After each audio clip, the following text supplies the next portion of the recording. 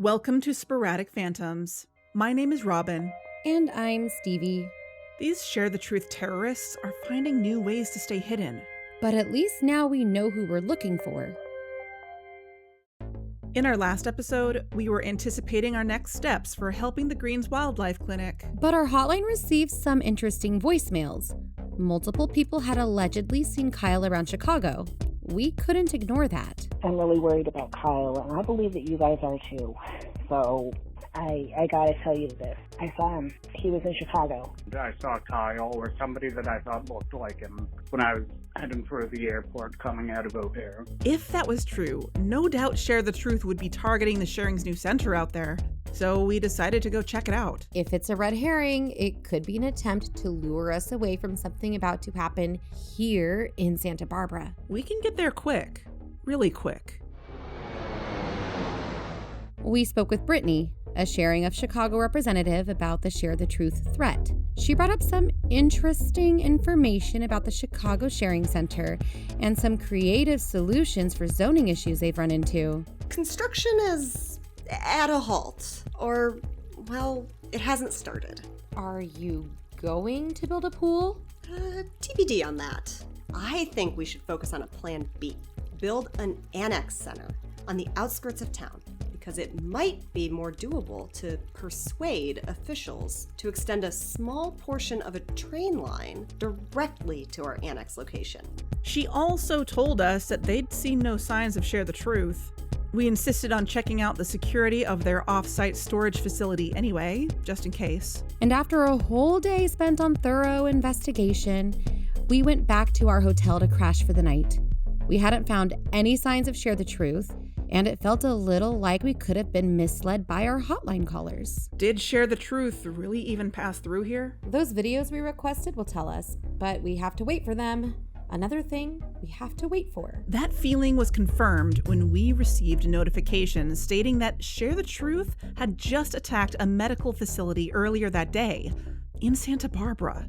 Animal attack at Midtown Bioservices. That's where they've been analyzing forensic evidence to try to track down Sharethetruth. Piecing together the facts, it meant that Sharethetruth was really ramping up their radical agenda. Isn't Midtown Bioservices also supplying the COVID boosters for the Sharing's Community Health Days? This is like bioterrorism, pharma terrorism. Overwhelmed by the terrible news, we decided to sleep on it and to get back to Santa Barbara the next day to investigate. But early in the morning, I got a phone call from Tom, one of the younger members of the Sharing. You need to get over to that clinic.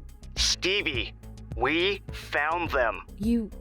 What? He told us that the Sharing had discovered the identities of Sharethetruth with the help of forensic analysis. While fantastic, it meant, unfortunately, that we needed to get to the place that we had been suspicious of for some time, the Green Wildlife Rehabilitation Clinic.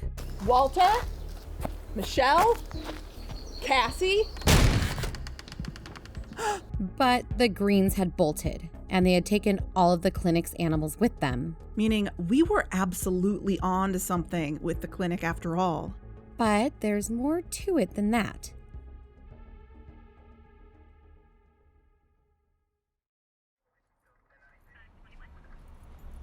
Oh my God, what a mess. Are we sure more people weren't hurt? This is so awful.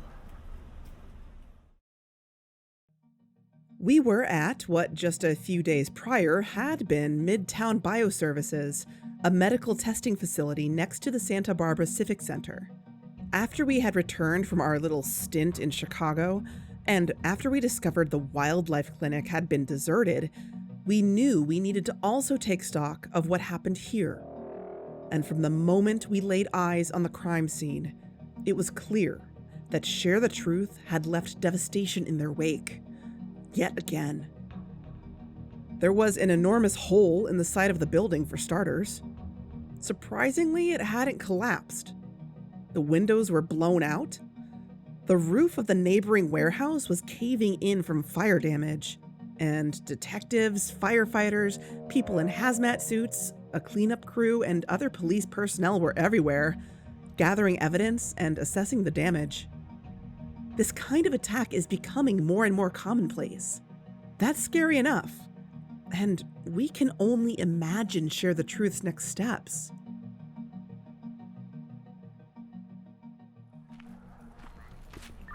The couple people who were injured weren't even members of the sharing.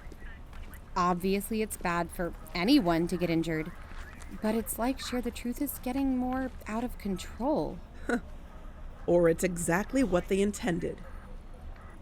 Jesus, this place is crawling with cops. About time they took a real interest, don't you think? Way past due. So, this was caused by an elephant again? Yeah, well, an elephant that triggered an explosion from a gas line. They tried to make it look like an accident. Somehow, there are still people out there not giving a second thought to the fact that just a couple months ago, there was another bizarre elephant-related attack in Santa Barbara, as if they weren't related. Oh, and that a while ago, there was also a very similar kind of building explosion. The media tried to blame it on the circus this time. These attacks are just so specific. They can't keep ignoring Share the Truth's presence here. Not after this. I don't think they can for much longer. I think they put out the circus story just to try to not scare the public. But there's video of it everywhere. It's already going viral. And you know how people on TikTok analyze everything? You know, I'm not much of a TikTok aficionado. Pretty soon we won't need to be investigating anything anymore. They have it covered. Yo! Yo! Yo, that's an elephant! Only in Santa Barbara, bro. Only in Santa Barbara. Where are you going, big guy? Whoa! Check this out. They are saying that an elephant escaped from a circus in Santa Barbara, California, and caused an explosion in a building. But no one is talking about this one weird detail. Everyone is saying it's obviously from the Apple Brothers circus. Some people are going to criticize me because I'm not a detective, but I've watched a lot of true crime documentaries, and this doesn't sit right with me. That is an African elephant. All the pictures on Apple Brothers' website have Asian elephants. I zoomed in on the video, and hello, look at the ears. I took my nephew there the night before this happened. There were no African elephants. This was a setup. Something doesn't add up. Why would it be so enraged and terrified? There's no way an elephant could have done this on its own. This was planned. They've tried to take this video down multiple times, but I know the truth. It was being directed. Someone planted that bomb. What was so important at that lab? There's something bigger behind this. False flag operation. I'm calling it. That elephant is a crisis actor. Remind me to insert some TikTok clips into the episode. Sure. Some people are starting to realize that there's something bigger going on here, even if they don't have the most perfect analyses. And all these cops sweeping the place aren't here just because they think that elephant was from the circus either. They finally know what's going on too. The entire police force knows about Share the Truth, and that the evidence the sharing gathered is irrefutable. This means everything's going to change. They'll get behind our investigation again. Case reopened. I'm not sure what more we can gather on our own here. It looks like they're handling it. We should go back to the studio and break it all down for everyone. Yeah. Our listeners deserve to know the truth.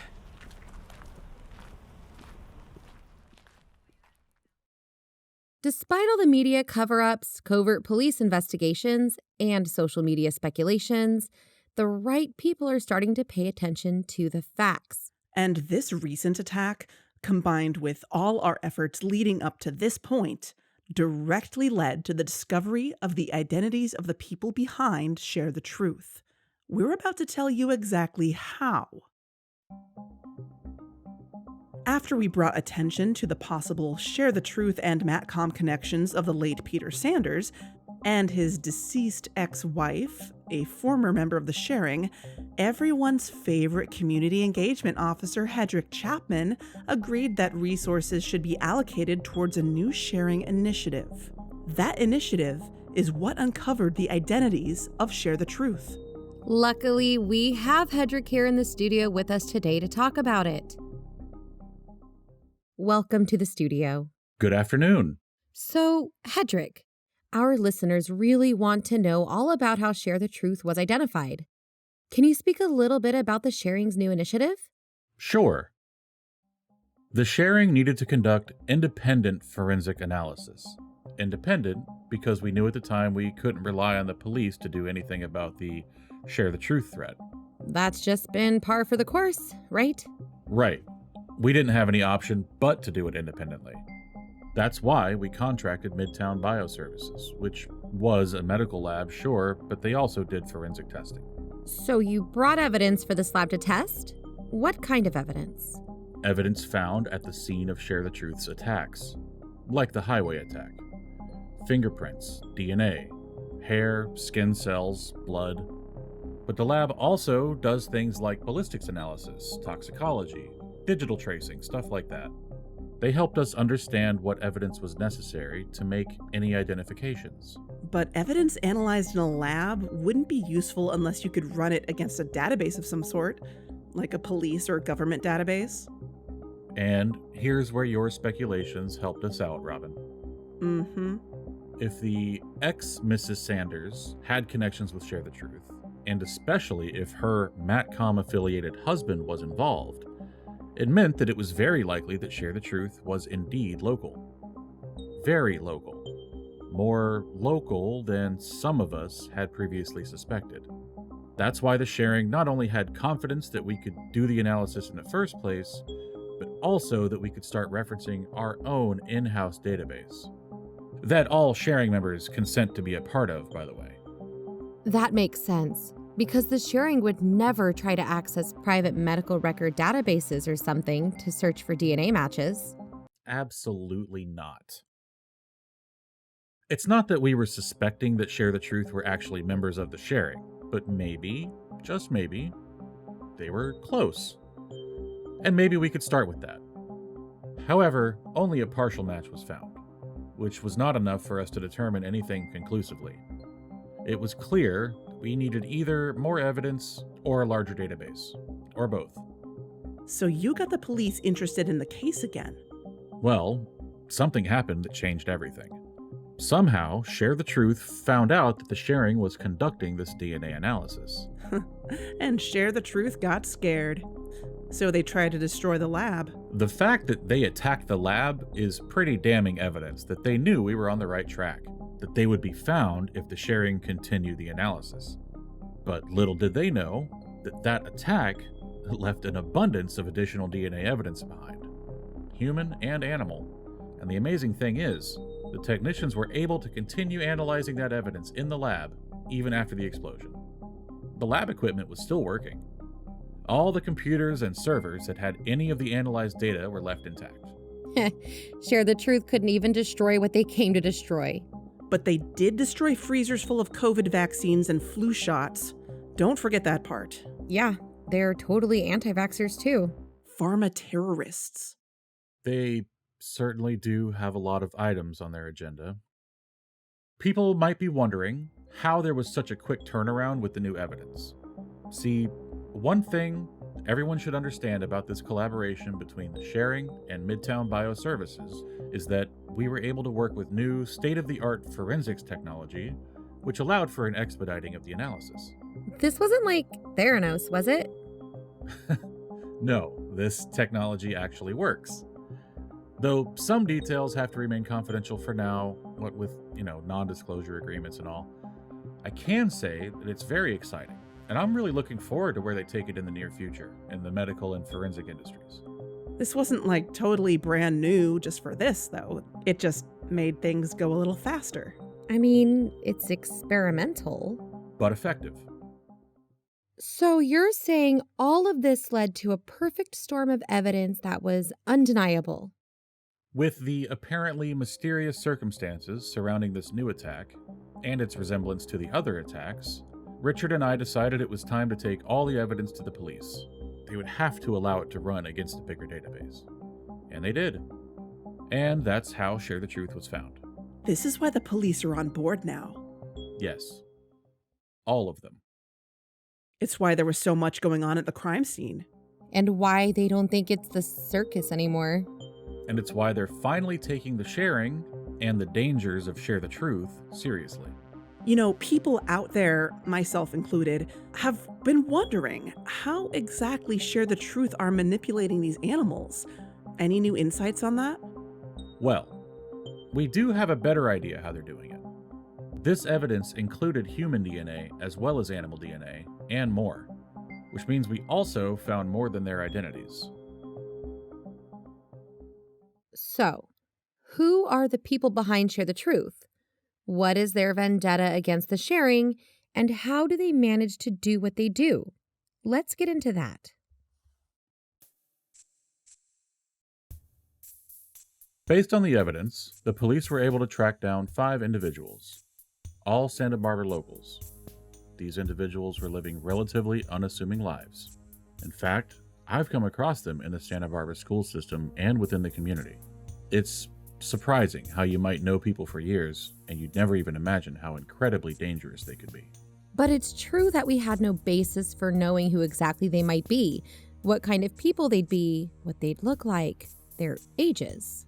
And we've made no assumptions. When police conducted a thorough investigation of the crime scene, it was clear that the DNA that was analyzed belonged to the perpetrators of the crime, not to any innocent bystanders or technicians. We really have found Share the Truth. So, now for the big reveal. Firstly, we have some names your listeners would recognize. Walter and Michelle Green. No huge surprise there. It's clear now that the Greens have been supplying the animals for the Share the Truth attacks. Michelle Green has easy access to exotic animals via the gardens. That's why their animals never appeared to be truly missing. It was easy for her to just borrow an animal and return it to the zoo.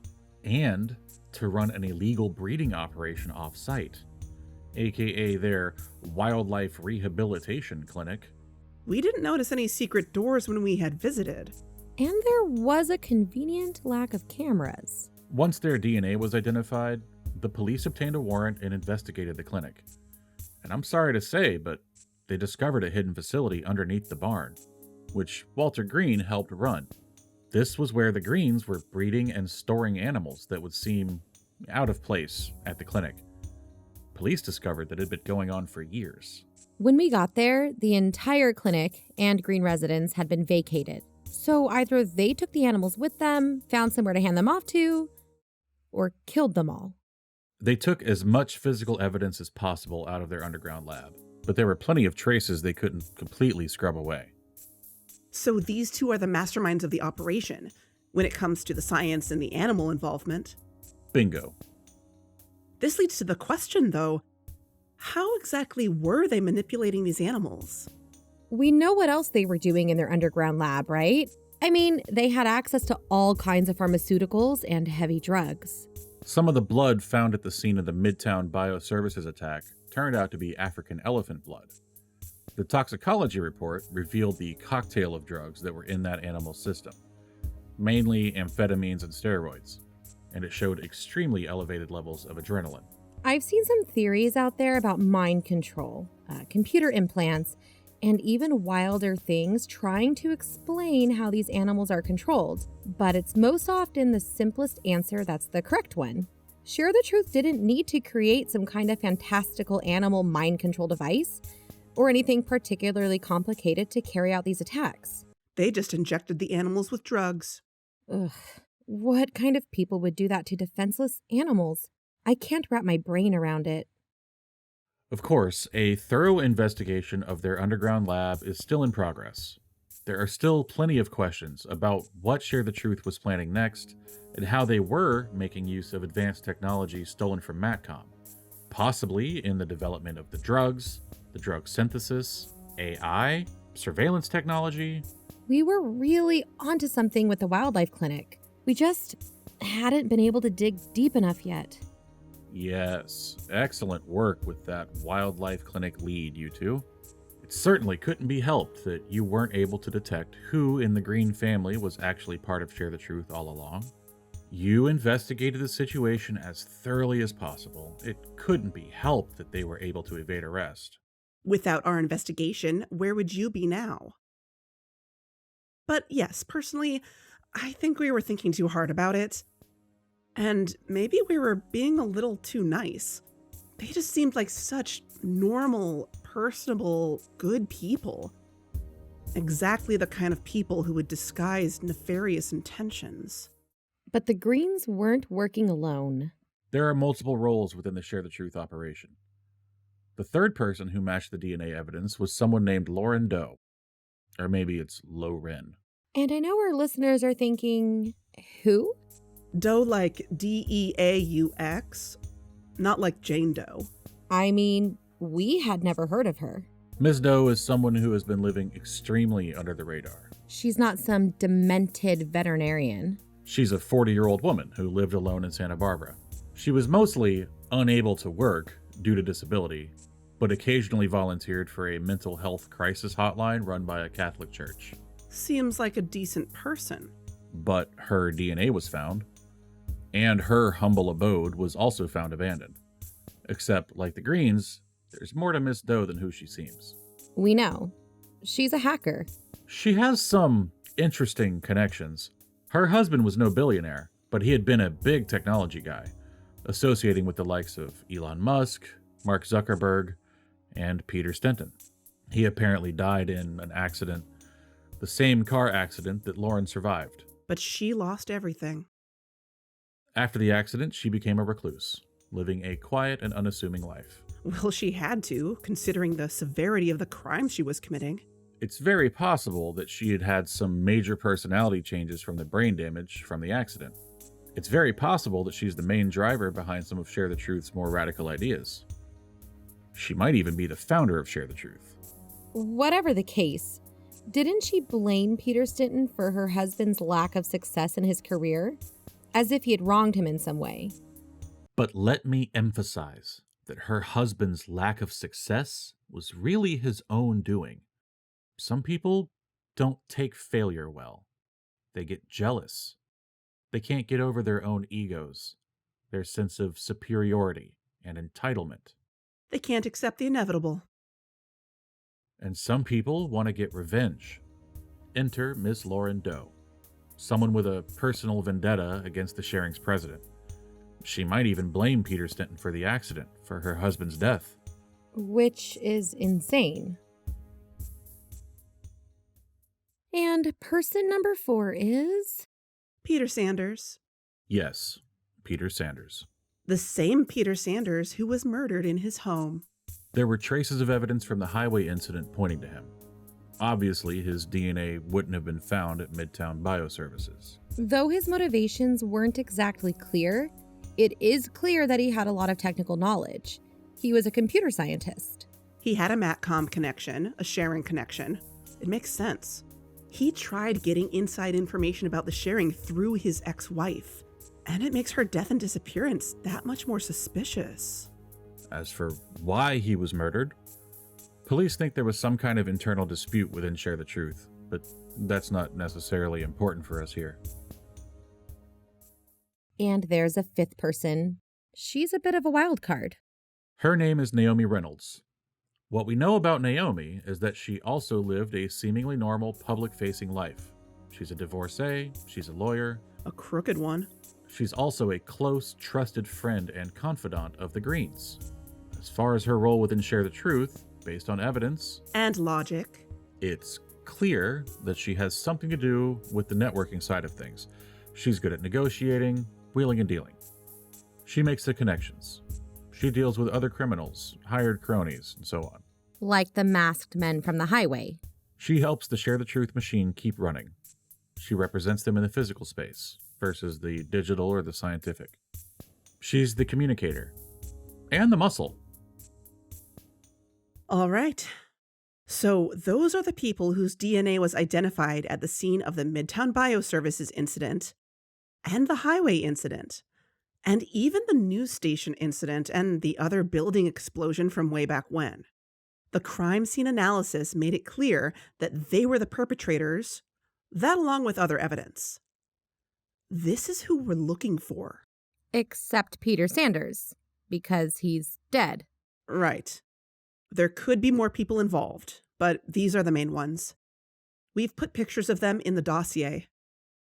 But, you know, It's unfortunate that their crimes, the hacking, the animal abuse, the violence, are all being overshadowed by something else that's incredibly dire, that the police have just informed us about. Remember the Greens have a daughter, Cassandra? Cassie, yeah. Wait, what happened to her? Naomi Reynolds is a mother of 3. Lauren Doe has a son. All of these children are now missing, including Cassandra Green. So they're all involving their children in this? They've taken their children into hiding, most likely into an extremely dangerous criminal situation with their weapons and drugs. Therefore, they're saying this is also a case of child endangerment. Oh, God. This part is news to me. Same here. It's the newest information I have. And there's more about Naomi Reynolds that hits closer to home than we thought. What about her? I never heard of her before this. See, before she got divorced, Naomi Reynolds was known as Naomi Berenson. Berenson? Wait, are you serious? As in Tom Berenson? Our Tom from The Sharing? The very same. Naomi is Tom's aunt, his father's sister-in-law. Oh my God. That's why Tom sounded so distraught over the phone when he called me at the hotel. He must have been blindsided when he realized his aunt was part of Share the Truth. And that his cousins are in danger. Poor kid. There might be more to this, to Naomi. More? Like what? I can't confirm anything just yet. I do know that the Berensons are speaking with the police right now. Whoa. This is crazy. I have to say, all this has been weighing heavily on my heart. It's intense for all of us. But, I feel some sense of responsibility for the well-being of these kids. I've seen them all in the Santa Barbara school system. I've seen their parents at school events, parent-teacher conferences. Putting up a good front. These kids all had something in common. They were struggling in school. Often, that's a sign of trouble at home. My role in the community is to help these kids. I supported them. I offered school counseling. It wasn't enough. You couldn't have known, Hedrick. Perhaps. But I can't help but feel I should have done more for them. Now they're being indoctrinated with a dangerous ideology and being deprived of an education. Well, hey, maybe this is something our listeners could help with too. They can keep an eye out for the missing Share the Truth children. They could, but I would also caution them that wherever these children are, they'll be around armed individuals, and therefore people should contact the Santa Barbara police or the Sharing immediately if any of these children are spotted. I mean, they can call the Sporadic Phantoms Missing Persons hotline. Yes, but again, the police are well on our side and are well equipped to help see these children return to safety. Whatever. We'll put their missing posters in our dossier too. That would be helpful. Okay, well, thank you for joining us, Hedrick. Very informative. My pleasure. Keep us posted. Will do. Bye. Now we can actually investigate this mess. Okay, if we've just found out where Share the Truth has been all this time... Living around Santa Barbara in broad daylight. And now they fled. With their kids. Where did they go now? Do they have a secret lair? I wouldn't put it past them. They've got to have other people helping them hide somewhere. They cleared out so quickly. Stevie. What? Don't forget, I have a lead. Sporadic Phantoms will continue after these messages.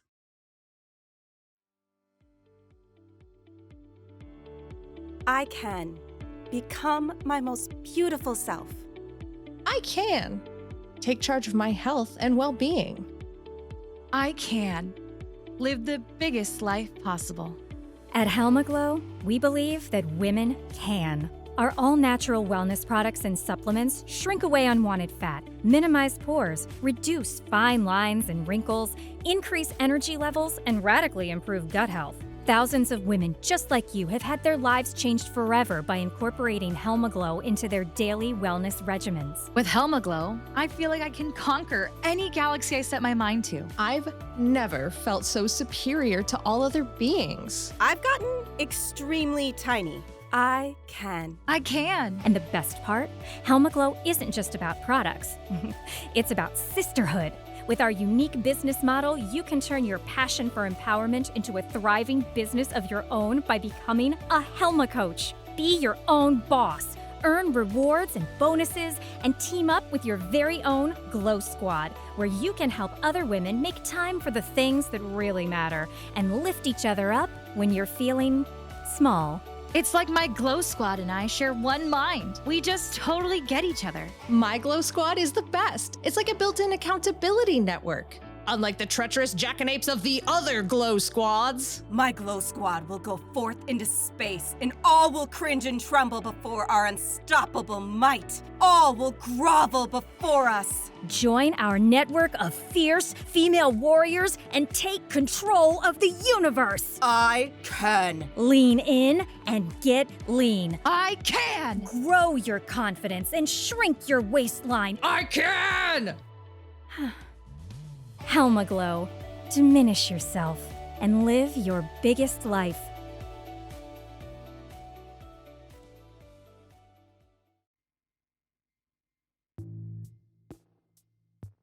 You've been going on about some old lead for a while, but you still haven't told me what it is. Are you thinking about Elizabeth? We haven't learned anything new about her. It's not about her. Think older. Actually, this is before we even met Elizabeth. We met Nancy before we met Elizabeth, so... Doesn't concern her. At least, not yet. Oh, I have an idea. When Sharethetruth hacked that virtual meeting, did you track down their IP address? They were pretty obviously using a VPN, so no. I'm thinking before we even went to our first sharing meeting, we had gotten this email from a listener. Let me play back this clip for you. It's from our second episode ever. Hey guys, we got an email. It looks like it's from someone who listened to our first episode. What does it say? It's a warning. It says, "All right, I don't know what to warn you about specifically, but all I can say is, be careful with the sharing. I know they talk a blue streak about how nice they are, but something's always put me off about them. I think they're a cult. I get some real disturbing behavior vibes from them. I see people come in, and I see them come out off, flat. I asked one of them if they were drugged. They brush it off, but in the most unconvincing way. Whatever it was, I didn't want to get near it. Phillips." You don't need this Phillips person to tell me that these people seem a little off. That's how people are when they're trying to sell you something. I don't know if they're all like that. We don't really know much. It's fine. We're not going because we actually want to join the sharing anyway, so we don't have to worry about whatever this Phillips guy is worried about.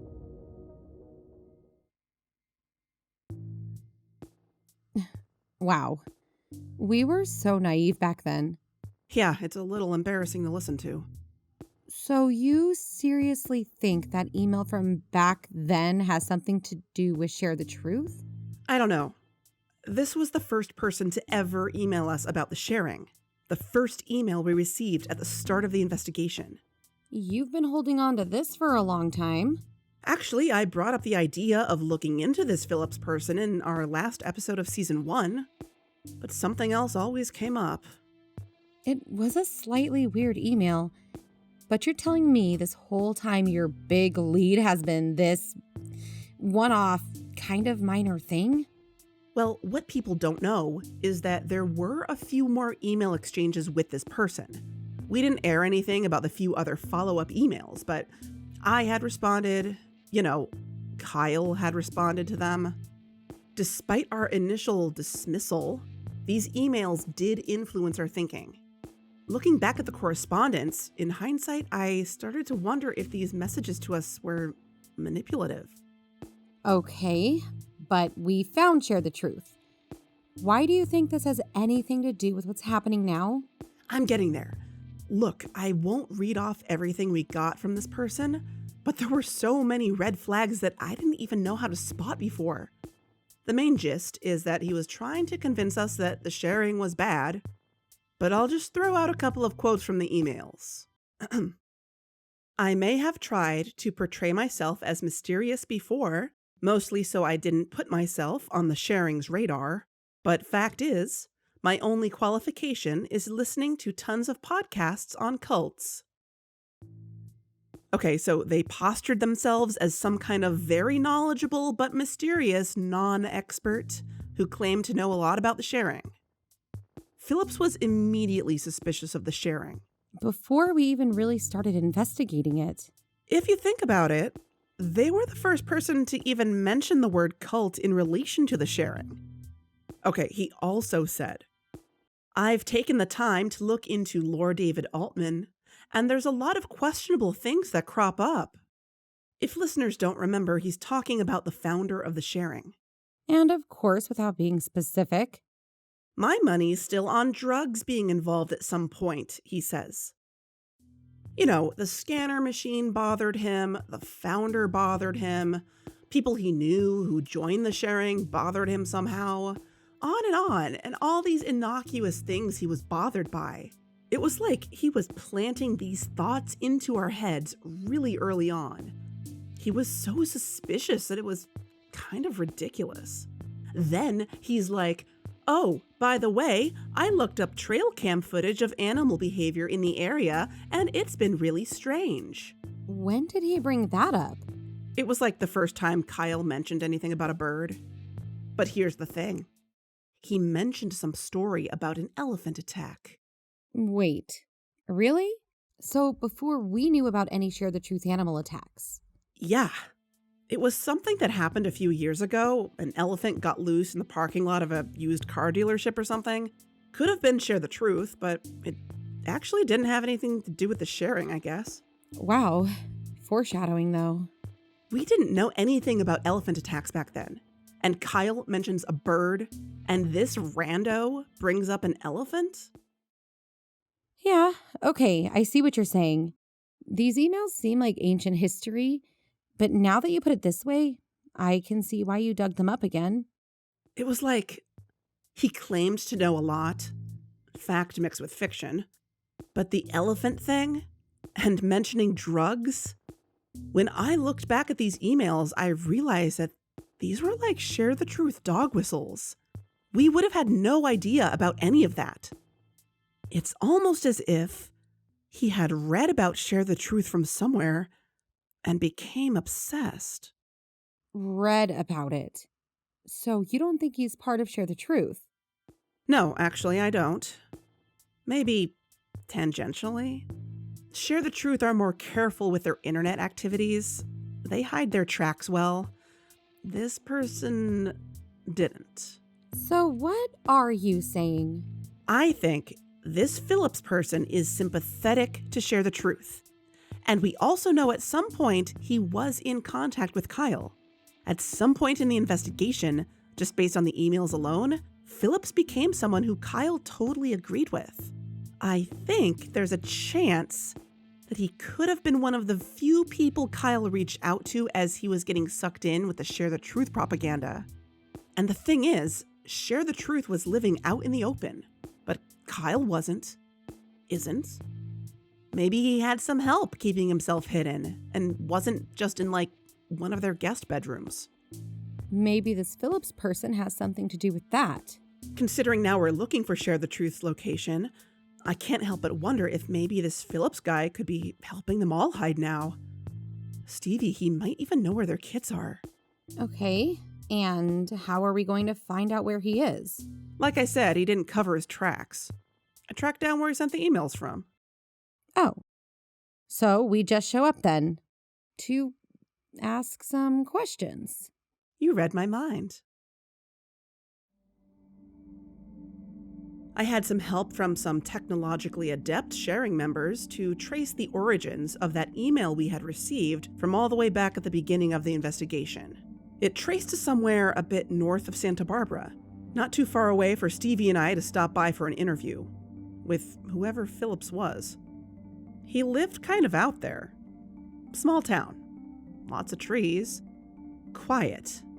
A small house bordering the woods. The front lawn was slightly overgrown. No car in the driveway, but there could have been one in the garage. Well, he had been a supporter of the podcast. Maybe he would be happy to see us.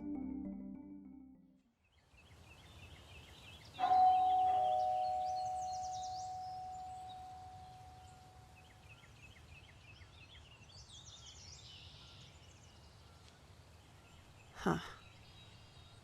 Can you see if anyone's in there? No, there's blackout curtains or something. Oh. It's open. Hello? Watch out. This is suspicious. Well, it's not breaking and entering if the door is already open. And someone must be home. Phillips? Where's a light switch? This is Robin and Stevie. We just want to talk with someone named Phillips if they're here. Emphasis on the just talk. Do you see this? Maybe he doesn't have a green thumb. Or he's left all his plans for dead. This place looks almost abandoned. And unlocked? Like he left in a hurry? Okay, I get it. He's probably not here, but just see if there are any clues. A laptop, phone, documents, whatever. Let's split up. I'll check the room down the hallway. Okay. I'll try the garage. Be careful.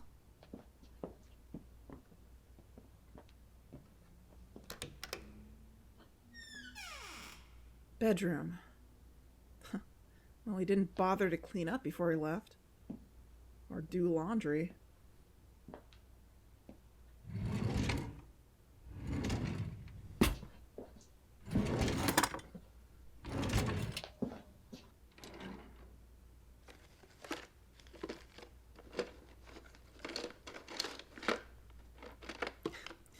How is there nothing?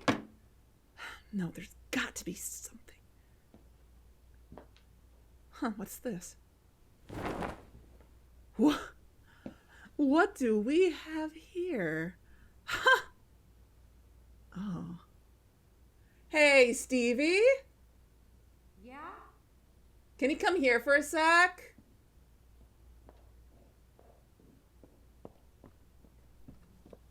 So far nothing, and no car in the garage. Did you find something? On the wall above the desk here. It was hidden under a sheet. A sheet? What do you think? Wow. This is really on the nose. I know, right? I think we just found ourselves a conspiracy theorist board. That's pretty clear. Look what he was trying to connect. Wow. Elephants, Matcom, the sharing, cloning, telepathy. I'll give him credit that he thinks there's something bigger going on, but this is what your big lead comes down to. This is who Phillips is. Congratulations. Let's just grab it and get out of here. What are you doing?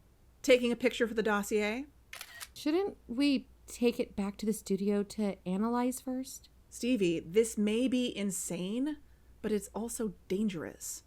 Those TikTok videos you showed me earlier prove that people are starting to pay attention, but also that conspiracy theories are spreading unchecked online. Not just less than perfect analyses. And see, look at this part.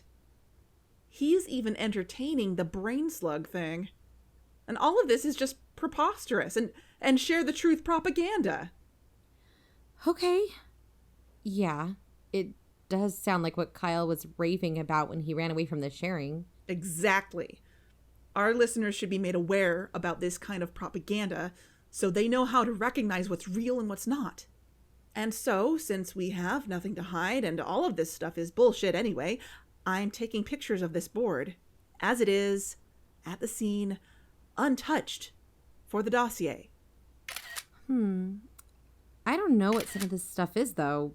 CWK? Connection? Question mark? And is this a URL? We'll have to look it up later. You think maybe Phillips was in touch with Kyle? Or with them? He's heard about Share the Truth. But if he was actually communicating with them, he wouldn't need to make a board like this. And why would he leave this place deserted? Paranoia? Interrupted by an urgent phone notification yet again. Amber Alert. Look at the name. This must be what Hedrick brought up earlier. About Naomi. We should go and talk to him. Yeah. Come on, let's go. Bring the board.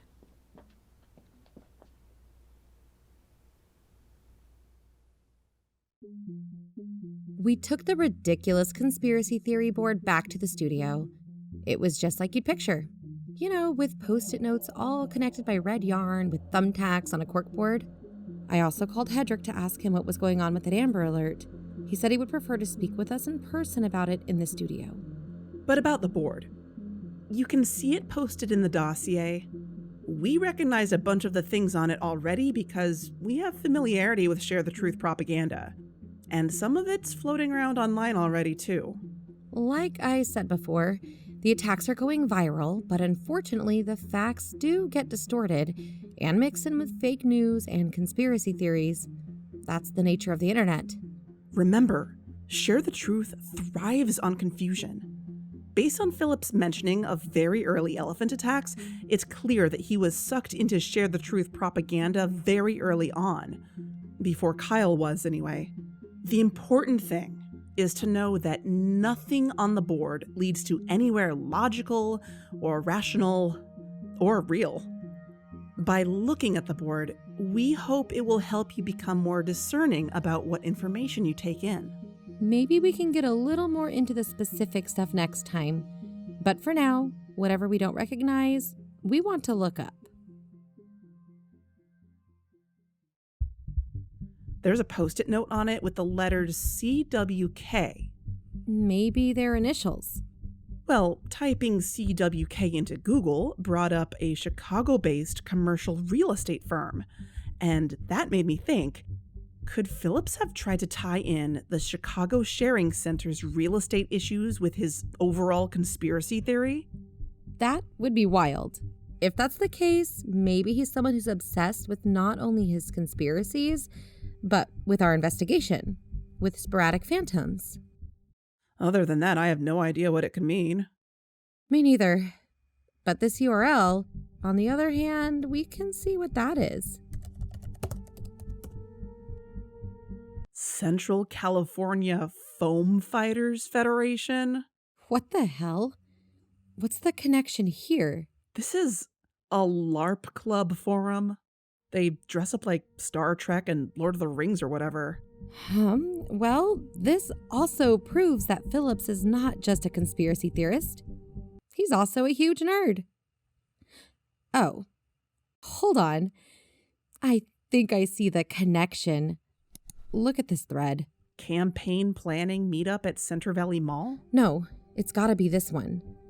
The Borg is real and in California. The woke media is hiding that the real-life Borg is infiltrating Hollywood and Silicon Valley via the sharing organization. Whoa. He's living in a fantasy world. All these people are. Oh my God. This is just sad. It's like a treasure trove of delusional conspiracy theorists. Oh, that must be Hedrick. Come in. Hello. I've brought Tom with me here. I hope you don't mind. Oh, hi, Tom. Hi. We both think that, considering what's happening, it's important that he said a few words on the record. Sure. Let's talk. Pull up some chairs. Hedrick, what should we know about this Amber Alert? The name Naomi Reynolds is mentioned in it? So, You remember how I said she was formerly Naomi Berenson? Of course. She used to be married to Dan Berenson, brother of Steve Berenson, Tom's father. The alert said someone named Jake Berenson was missing. That's my little brother. He's been kidnapped. He's with Share the Truth. Police have confirmed that the prime suspect is Naomi Reynolds, hence the Amber Alert. Oh my God. We think it was an act of revenge, considering Naomi's disdain for her ex-husband's side of the family and their involvement with the sharing. What is it with these Share the Truth women and their motivations being so tied up with their ex-husbands? Tom, would you like to explain what happened? I know it's difficult to talk about. Sure. Yeah. Okay. So, last Saturday morning, I went with my parents to Home Depot to look at a new lawnmower. Just a normal Saturday, you know? My little brother Jake was supposed to come too, but he was hanging out with a friend the night before and hadn't come back home yet. I figured, whatever, he probably was sleeping in, so he didn't come with us. When we got back, Jake still hadn't come home. But that's also when I heard that Share the Truth had been found, and that my Aunt Naomi was involved, so I had to deal with that stuff too. And that's when you called me. Yeah, my parents were freaking out. See, we realized at some point that night, Jake had gone to our cousin Rachel's house. She's Aunt Naomi's daughter. And Aunt Naomi and all the Share the Truth people got away. And Jake still never came home. And that's when we realized he was missing. She had taken him, kidnapped him. Oh my God, that's terrible. He can't be more than Maddie's age. You know, he was friends with Cassandra Green, too. I can't help but wonder if he was being indoctrinated by Share the Truth or something. By Aunt Naomi and the Greens? I wish I could have protected him. Yeah, we did see Jake at their barn before, right? I just can't with this. Hey, are you okay? I'm just so mad. We have a kidnapped teenager. Kids in a dangerous situation. And we've been putting so much effort into stopping an organization that is actually violent and preys upon children. We're dealing with reality. And there are literally people out there spreading shit about lizard people or whatever the hell. I'm just so insulted. Well, the Borg is more of a hive mind thing. Whatever. How dare they? How dare they compare this to an episode of Star Trek when this is actually happening? Anything to say, oh, surely this must be something out of science fiction. That's the only possible explanation for it. But humans are capable of so much evil, so much stupidity. I hate to say it, and it might be a more boring thing to say, but reality sucks. Terrible things happen in this world, and it's because of humans. Sorry, it just makes me so upset. Tom, I am so sorry that this is happening to you, to your family. It's okay. I just want to be able to shoot hoops with my bro again. I miss him so much already. No, it's not okay, Tom. We'll find him, Tom. We'll find all those kids. Okay, listeners, we'll put the information in the dossier about Share the Truth, their kids, and Jake Berenson, the teenager who has been abducted by Naomi Reynolds of Share the Truth. The missing children are Jake Berenson, Rachel Berenson, Cassandra Green, Tobias Doe. Remember their names. Oh, and Sarah and Jordan Berenson. Memorize their faces. It's so important that we find these kids and bring them to safety. Especially Jake. Keep in mind that they may be around dangerous animals, weapons, or both. If any of you out there have a heart, you'll care about finding these kids. If you see any signs of them, call the Sporadic Phantoms Missing Persons Hotline at 805-364-2251. Or the cops. Find them! Please. Cheer up, Robin. There's not all bad news. What good news could there possibly be? Well, we now have our hands on the materials they were using to manipulate animals. What? We now have our hands on the materials they were using to manipulate animals. You can thank me for that. Do you understand what I'm saying? But how?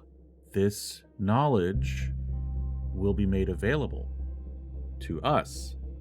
And to all of us. Yeah, even you. Oh. That is good news. That's great news.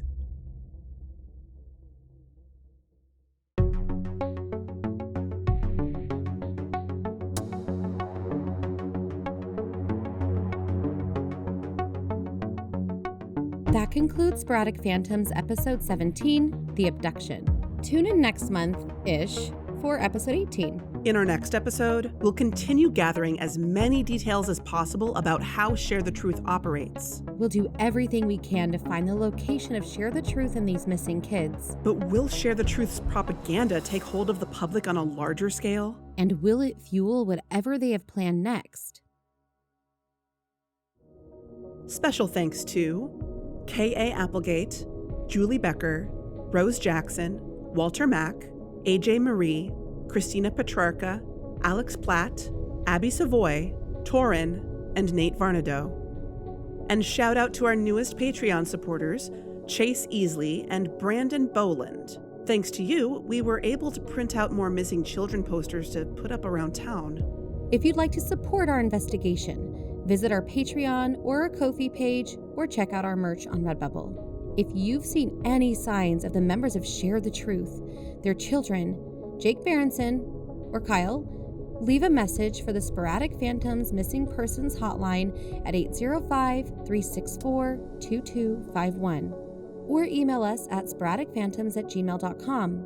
If you'd like to engage with us and other listeners, you can tweet at us or join our Discord server. All these links and the Sporadic Phantoms dossier can be found on our website, sporadicphantoms.com. A grieving family. Children in danger. Criminals on the run.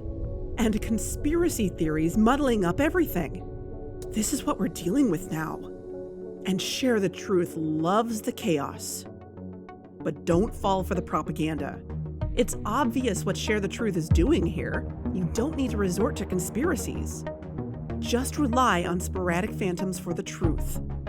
And help us bring these kids home. And we promise we'll be the first to warn everyone if their lives are being threatened by another Share the Truth attack. Yeah, even you.